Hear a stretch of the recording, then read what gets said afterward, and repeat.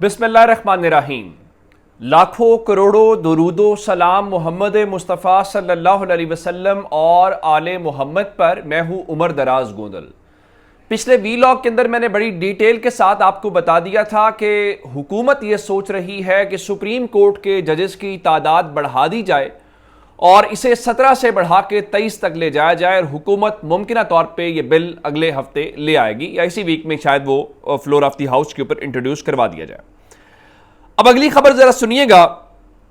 پہلی خبر یہ ہے کہ اس سارے معاملے کے بیچوں بیچ چیف جسٹس کی عرضی آ گئی ہے، اور یہ عرضی کس نے جمع کرائی ہے، کیا مطالبہ کیا ہے، نمبر 1 ڈیٹیلز آپ کو یہ دینا چاہتا ہوں۔ چونکہ اس وقت شور ہے کہ قاضی فائز عیسیٰ صاحب کو حکومت ایکسٹینشن دینا چاہتی ہے۔ اب یہ ایک الگ حقیقت ہے کہ 2/3 میجورٹی نہیں ہے تو انگور کھٹے ہیں والی حیثیت ہے، جس کے بعد آپ نے دیکھا ہوگا ذرا غیر سرکاری ترجمانوں نے ٹی وی کے اوپر یہ لائن لینا شروع کر دی ہے، دیکھیں جی یہ میڈیا کا جھوٹ ہے، یہ تحریک انصاف کا پروپیگنڈا ہے، قاضی صاحب اپنی لیگیسی کے چھوڑ کے جائیں گے اور وہ کیا لیگیسی ان کی ہے؟ کیا ہے یہ کہ بلے کا نشان چھینا، یہ کہ انتخابات کے عین دوران پاکستان کی سیاسی جماعت کا قتل کیا گیا، سیاسی قتل کیا گیا، یہ کہ ملک میں لوگوں کی چادر چار دیواری کا تقدس پامال کیا گیا، انسانی حقوق کا بیڑا غرق کیا گیا، لوگ گھروں سے اٹھائے گئے، غائب کیے گئے، اور قاضی صاحب ستو بے کے سوتے رہے، یہ ان کی لیگیسی، شاید یہی وہ چھوڑ کے جائیں گے۔ تو اب یہ جو عرضی ہے وہ جناب ایڈوکیٹ شاہ جہان نے اسپیکر قومی اسمبلی کو ایک درخواست جمع کرائی ہے، اور اس میں یہ کہا ہے کہ جناب چیف جسٹس قاضی فائز عیسیٰ کی مدت میں توسیع وقت کی ضرورت ہے۔ وسیع تر قومی مفاد کے لیے چیف جسٹس قاضی فائز عیسیٰ کو 3 سال کے لیے توسیع دی جائے۔ میں اتنی ہی بات کہنا چاہتا ہوں کہ پاکستان کے اندر جب جب توسیع دی گئی، نظام کا بڑا غرق ہوا، اور یہ بات کہنا کہ فلاں ناگزیر ہے، میں بھی یہی سمجھتا ہوں گا کہ میں بڑا ناگزیر ہوں، کوئی اور بھی یہی سمجھتا ہوگا، اور سچی بات اور گراؤنڈ کے اوپر حقیقت یہ ہے کہ قبرستان بھرے پڑے ہیں ان لوگوں سے جو کہتے تھے ہم ناگزیر ہیں۔ ان کے جانے سے دنیا کو 1% فرق نہیں پڑا۔ یہ آئندہ بھی یہی ہوگا، ہمارے ساتھ بھی یہی ہوگا۔ یہ اللہ تعالیٰ کا ایک قانون ہے، مقررہ وقت پہ لوگوں نے آنا ہے اور مقررہ وقت پہ چلے جانا ہے۔ باقی سب کہانیاں ہیں کہ میں یہ اور میں وہ۔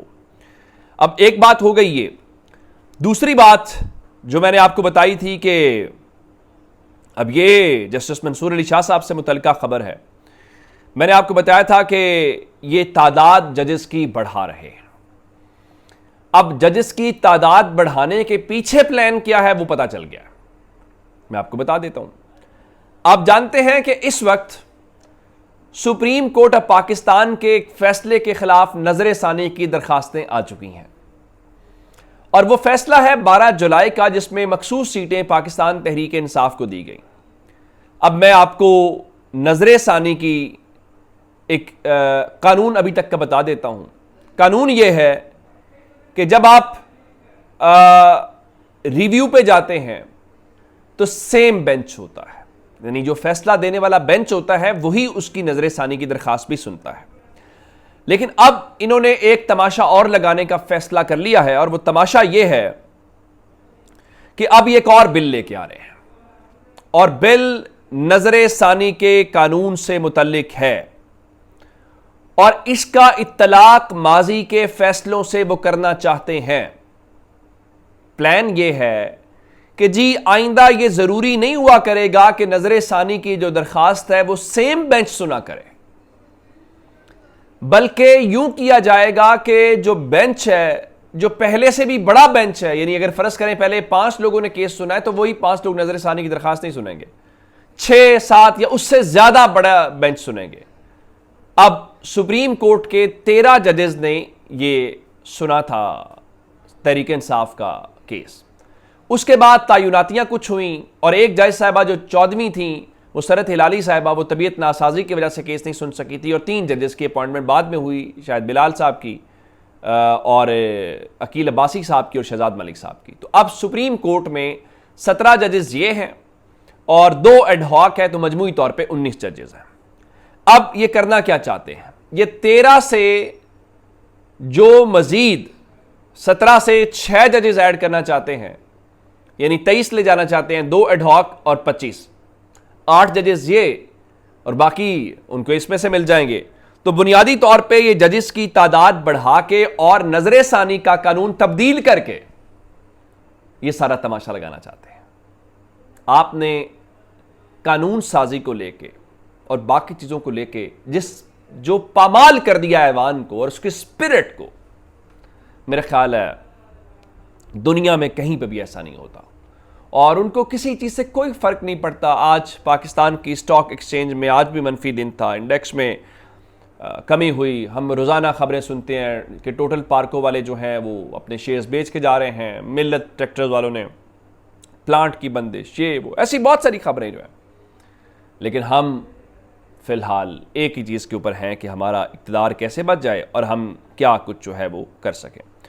اور ہماری اس حکومت کی سب سے بڑی کامیابی یہ ہے عوام کا فیصلہ قبول نہیں کرنا۔ جس طرح میں نے آپ کو بتایا کہ اسلام آباد کا بلدیاتی الیکشن، اس کے اوپر آپ نے سینٹ سے بھی منظور کروا لیا، چلیں 9 اکتوبر کا پولنگ اسلام آباد میں نہیں کروائیں گے تو کیا ہو جائے گا۔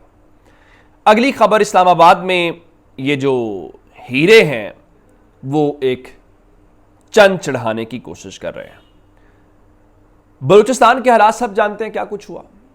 کسی مہذب معاشرے میں یہ ہوتا تو وہاں قیامت کا منظر ہوتا، ہر چیز معمول کی معطل ہو چکی ہوتی، معطل سے مراد ہے کہ ہر باقی ایکٹیویٹی بند ہو چکی ہوتی، اور اس سے ایک مسئلے کے حل کے لیے پوری معاشرہ ریاست لگی ہوتی۔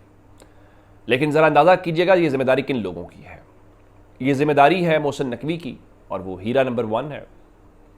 یہ ذمہ داری ہے وہاں پہ جو مسلط کیا گیا سرفراز بگٹی ہے، وہ ہیرا نمبر 2 ہے، انوار کاکڑ، ایسے لوگ ہیں۔ اور وہ ملاقات کر رہے ہیں اسلام آباد میں جناب آصف زرداری سے دونوں، اور ان کو کہہ رہے ہیں جی ہم بڑے، اور اس کے بعد شہباز شریف سے ملاقات کی ہے جی سید محسن رضا نقوی نے اور سرفراز بگٹی نے۔ اور آپ معاملے کی حساسیت دیکھیے گا، اور آج محسن نقوی بلوچستان میں کھڑا ہو کے کہہ رہا تھا جی یہ جو دہشت گرد ہے نا، اس میں یہ ایس ایچ او کی مار ہیں، یہ کوئی آپریشن نہیں ہوگا۔ جب آپ کو ایک معاملے کی حساسیت کا ہی اندازہ نہ ہو، آپ کیسے کریں گے؟ یہ ایس ایچ او والی اپروچ اس کی کیوں ہے؟ میں ہمیشہ کہتا ہوں یہ نا ایک مداری گر کا کردار ادا کر رہا ہے اس وقت محسن نقوی، کہ کبھی ایک مداری گر، کبھی یہ چیئرمین پی سی بھی بن جاتا ہے، اور اس کی نالائکی دیکھیں کہ یہ یہاں عمران خان کے گھر توڑوانے پہ اور عمران خان کو فکس کرنے پہ لگا ہوا ہے، اور انڈین کرکٹ کاؤنسل جو انٹرنیشنل کرکٹ کاؤنسل جو ہے ICC، آپ کو پتہ ہے اس کا چیئرمین کون بن گیا؟ جے شاہ، انڈیا سے بلا مقابلہ منتخب ہو گیا، جس کا مطلب یہ ہے کہ اب ہمیں پریشان ہونا چاہیے کہ کیا پاکستان کے اندر جو ہے وہ ہو پائے گی چیمپئنز ٹرافی جو ہمارا حق ہے۔ اور یہ ہیرا ان چیزوں میں لگا ہوا ہے، کرکٹ کو تباہ کر دیا، برباد کر دیا، امن و امان کا بیڑا غرق ہو چکا ہے۔ کیوں ہے محسن نقوی مسلط؟ وہ کسی کی آنکھوں کا تارا ہے، سسٹم برباد ہو جائے کوئی مسئلہ نہیں ہے، لیکن ان کا چہیتا، ان کا پیارا ہر صورت رہنا چاہیے۔ اور آپ اس کا کیلیبر دیکھیں، آپ اس کی چیزوں کو انڈرسٹینڈ کرنے کی کیپیسٹی دیکھیں۔ وہ کہہ رہا ہے ایس ایچ او سے، بھائی یہ ایس ایچ او لاہور میں گھر توڑوانے کے لیے تو تمہارے کام آتا رہا ہے، باقی سب کچھ آتا ہے۔ بلوچستان کا مسئلہ پرانا مسئلہ ہے، اور جب اس قسم کے مسخرے، اس قسم کے ٹاؤٹس اس قوم کے اوپر مسلط ہوں گے تو آپ یہ مت سمجھیے گا کہ ہمارے مسائل حل ہو سکتے ہیں۔ جب تک یہ غیر نمائندہ، غیر منتخب لوگ اس قوم کے اوپر مسلط ہیں، یہی تماشا لگا رہے گا اور ڈگڈگی بجتی رہے گی، اور اس قسم کے مداری گر جو ہے اپنا کردار ادا کرتے رہیں گے، اپنا تماشا لگائے رکھیں گے۔ اپنا بہت سارا خیال رکھیے گا۔ خدا حافظ۔